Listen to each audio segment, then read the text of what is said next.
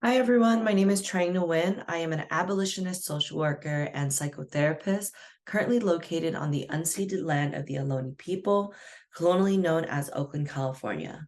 My pronouns are they, she, and I'm so grateful to be here with you all today. And I look forward to sharing some things I have been gathering for the past several years in the field. But more importantly, this is my life's work and something that I am deeply passionate about. So thank you for lending me your time and energy, and I hope we can grow together in the next 9 minutes. Today, I will be talking about how to navigate intergenerational trauma while working in the field as an intersectionally marginalized person. This wellness session is provided to you by the CCHS Wellness Team. The content that I will be sharing is based on my lived experience, clinical experience, and research. I will have the source and link attached to each slide for your reference, and the slides will be sent out to you all. At the end of the presentation, I will provide you with further resources so that you can continue to water your journeys. If there's anything that I'm leaving out by the end of the presentation, please contact CCHS Wellness at cchealth.org. So before we get started, why don't we, take a moment to ground ourselves in our bodies, in the present moment, and then on the land that we are currently on.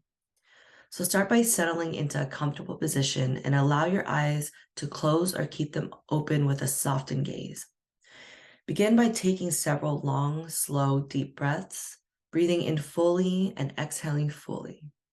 Breathe in through your nose and out through your nose or mouth. Allow your breath to find its own natural rhythm. Bring your full attention to noticing each in-breath as it enters your nostrils, travels down to your lungs, and causes your belly to expand. And notice each out-breath as your belly contracts and air moves up through the lungs, back up through the nostrils or mouth. Invite your full attention to flow with your breath. If your mind wanders to thoughts, plans, or problems, simply notice your mind wandering. Watch the thought as it enters your awareness as neutrally as possible.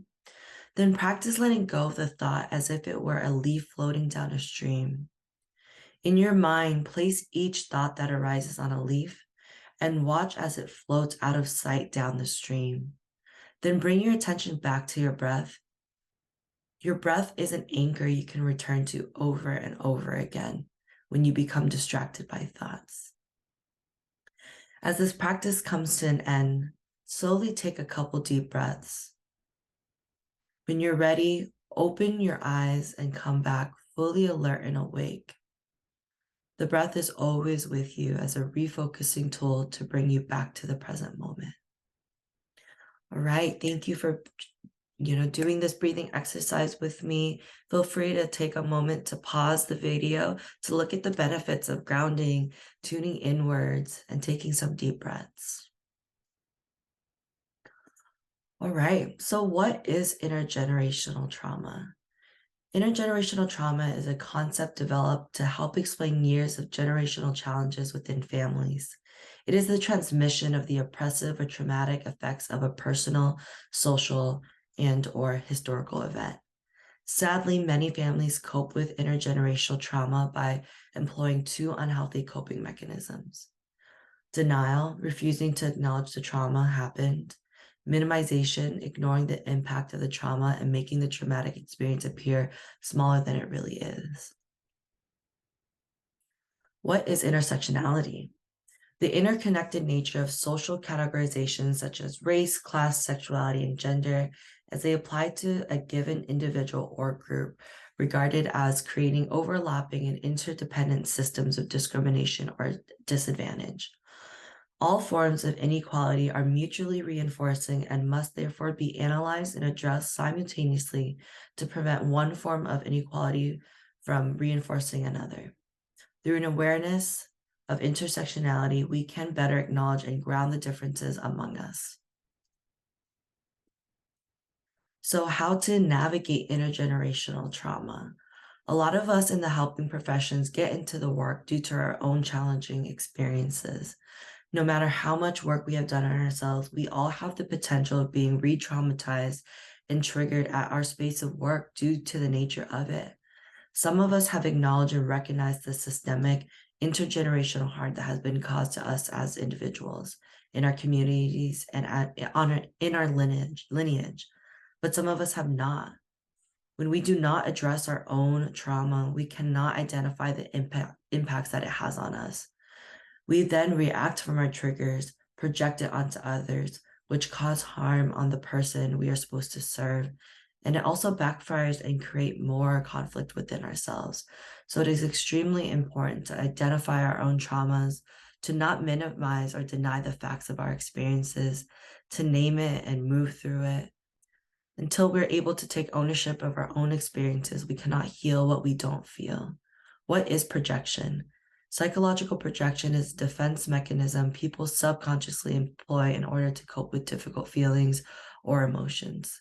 Psychological projection involves projecting undesirable feelings or emotions onto someone else rather than admitting to or dealing with the unwanted feelings.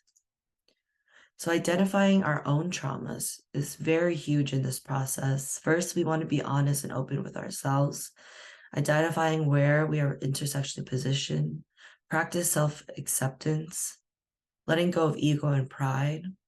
Second, to be kind to ourselves, practice self-compassion, giving ourselves the time that we need to move through challenging emotions. Third, get the support that we need, whether that's through therapy, support group, Reiki, movement healing, whatever speaks to you. There's no right way of moving through this process, and it's different for every individual person. Fourth, do not internalize. Try not to isolate yourself. Heal in community versus healing alone, and reminding yourself that you are not your trauma. Being intersectionally marginalized, it is so important to position ourselves. In a white-centered, patriarchal, cisgender, and heterosexual society, folks who are intersectionally marginalized will experience more disparities and inequalities navigating these spaces. Why is this important? Naming your positionality and the power of that helps us validate and reassure our own spaces and how to show up for others while acknowledging their complexities. Now, with all of this information, what do we do? It's so important to center joy and pleasure in our lives and lives of the people around us and for our community through self-care and community care. Creating space isn't created for us, so we have to create it for ourselves, especially spaces that are validating and affirming of our identities. Constantly reassessing and reevaluating. Life is constantly changing and evolving and shifting. We have to adapt to move with the changes, to reassess ourselves, our lives, our positionality, so we can make the adjustments to create flow versus staying in one spot.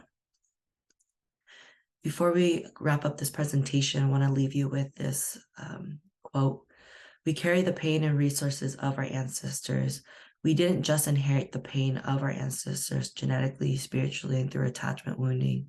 We also inherited their legacy resources, aka ancestral wisdom. We innately know how to heal and grow as seeds. And this quote is from Natalie Gutierrez. Thank you so much for being here. It's been an honor and privilege to share this space with you all. As a gentle reminder, the content shared is based on my lived experiences, clinical experience, and research. If there's anything that I'm leaving out, please contact cchswellness@cchealth.org. Thank you again, and I hope you all have a restful day.